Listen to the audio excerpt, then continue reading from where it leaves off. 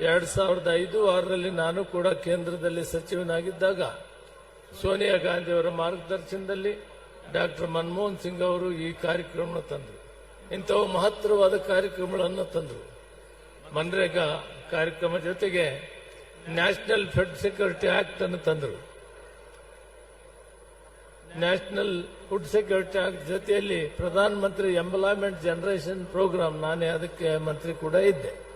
ಈ ರೀತಿ ಹಲವಾರು ಕಾರ್ಯಕ್ರಮವನ್ನು ಮಾಡುವುದರ ಮುಖಾಂತರ ಈ ರಾಷ್ಟ್ರದಲ್ಲಿ ಸರ್ವತೋಮುಖ ಅಭಿವೃದ್ಧಿ ಜೊತೆಗೆ ಕಟ್ಟಕಡೆಯ ವ್ಯಕ್ತಿಗೆ ಅವಕಾಶವನ್ನ ಬದುಕಲಿಕ್ಕೆ ಮಾಡಿಕೊಟ್ಟಂತದ್ದು, ನೆಮ್ಮದಿಯಾಗಿ ಜೀವನ ಮಾಡಲಿಕ್ಕೆ ಮಾಡಿಕೊಟ್ಟಂತದ್ದು, ಹಸಿವು ಮುಕ್ತವಾಗಿ ಮಾಡಿದಂತದ್ದು, ಹಸಿವಿನಲ್ಲಿ ಇದ್ದು ಯಾರು ಮಲಗಬಾರದು, ಎಲ್ಲರೂ ನೆಮ್ಮದಿಯಾಗಿ ಮಾಡಬೇಕಂತ ಮಹತ್ತರವಾದ ಕಾರ್ಯಕ್ರಮಗಳನ್ನ ಭಾರತ ಸರ್ಕಾರದಲ್ಲಿ ಯುಪಿಎ ಸರ್ಕಾರ ಮಾಡಿದಂಥವು.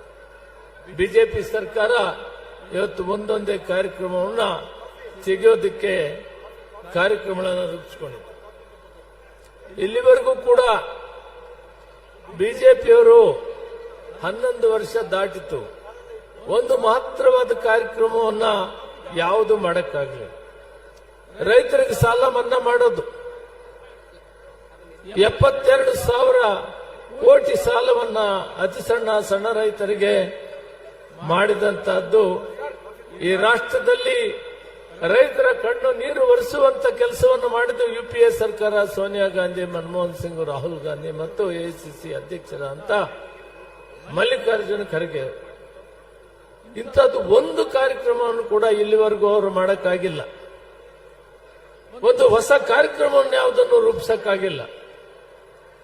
ನಾನು ಸನ್ಮಾನ್ಯ ಸುರ್ಜೇವಾಲಾಜಿ ಅವರಿಗೆ ಒಂದು ಮಾತನ್ನು ಹೇಳ್ತೀನಿ. I request the General Secretary in charge, Surjewalaji,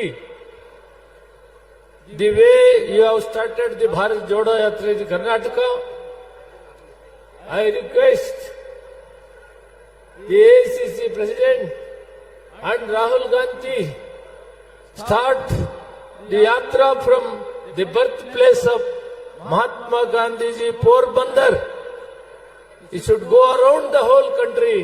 This is the only issue we can tell the people, that the people, masses of this country, more than 60 to 70% of the population depends upon the Manrega program, National Food Security program and Pradhan Mantri Employment Generation program. These are the three major programs which the UPA government has started.